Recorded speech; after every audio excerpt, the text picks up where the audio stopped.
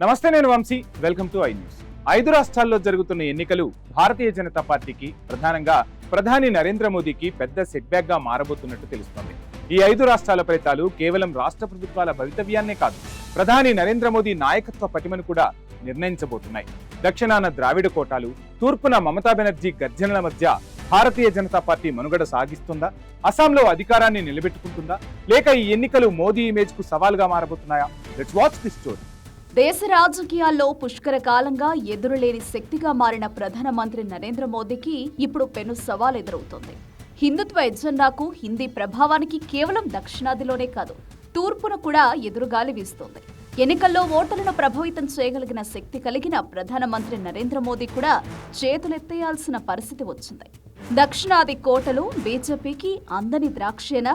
తమిళనాడులో ఎంకే స్టాలిన్ నేతృత్వంలోని డీఎంకే ద్రావిడ నమూనా బలంగా ఉంది.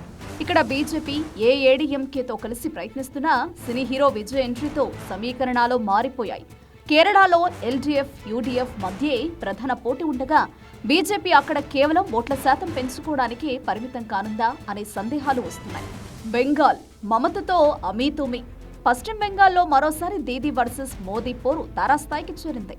4వ అధికారం కోసం మమత ప్రయత్నిస్తుండగా బీజేపీ భారీ ఆశలు పెట్టుకుంది.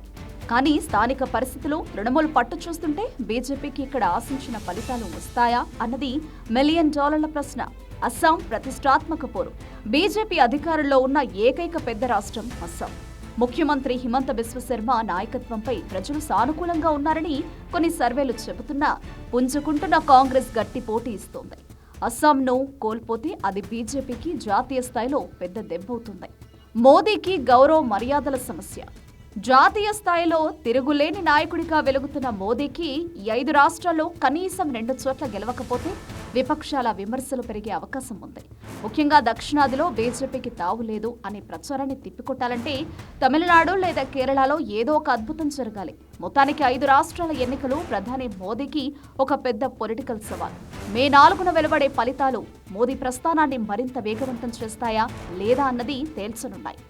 ఏదేమైనా 2026 సమరం దేశ రాజకీయాల్లో సరికొత్త రణక్షేత్రానికి వేదికైంది.